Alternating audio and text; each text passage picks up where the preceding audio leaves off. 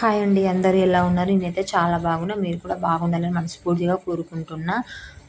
Video నచ్చితే like చేసి follow చేసుకోండి ఫ్రెండ్స్. నేను ముందుగానే చెప్తున్నా. మా యానివర్సరీ రోజు మేము చిన్నరాజమౌళి ఆంజనేయ స్వామి టెంపుల్‌కి అయితే వెళ్ళాము. మేము మధ్యాహ్నం వెళ్ళాము కాబట్టి అక్కడ ఎవ్వరూ లేరు. చాలా పీస్‌ఫుల్‌గా ప్రశాంతంగా ఉంది. గుడిలో పూజారి కూడా లేరు. ఇంకా దర్శనం అయితే తొందరగానే అయింది. మేము గర్భగుడిలోకి వెళ్ళి మరీ చేసుకున్నాం. ఇంకా మీకు ఆ దేవుని పక్కల ఒక చెట్టు కనిపిస్తుందా? ముడుపులున్నాయి కదా!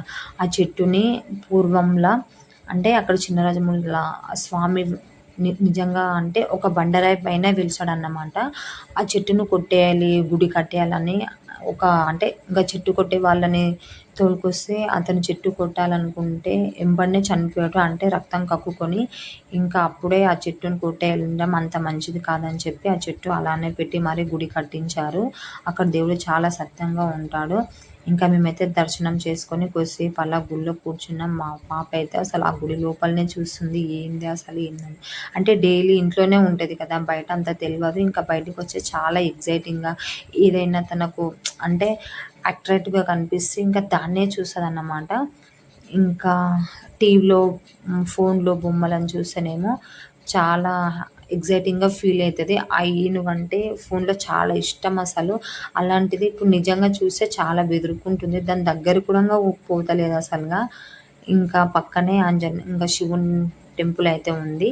ఆంజనేయ స్వామిని దర్శించుకున్న తర్వాతనే శివుడిని ఇక్కడ దర్శించుకుంటారన్నమాట. ఇంకా నేను మా నాకు కొడుకు పుట్టాలని చెప్పి ఇక్కడ కాయిన్ పెట్టి మొక్కుకున్నాను కాబట్టి ఇంకా నా మొక్క అయితే చెల్లేస్తున్నాను నేను.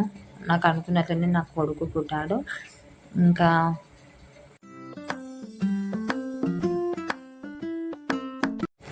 ఇంకా ఎండ బాగా కుడుతుందని చెప్పి ఇంటికైతే బయలుదేరదాం అనుకున్నాం. ఇక్కడ కనిపిస్తుందేమో అంటే ఎక్కువ జాతర అయినప్పుడు వడిబియ్యాలు పోసుకుంటారు, వ్రతాలు చేస్తారు. ఈ చుట్టుముట్టు అసలుగా ఫుల్లు జాతర ఉంటది.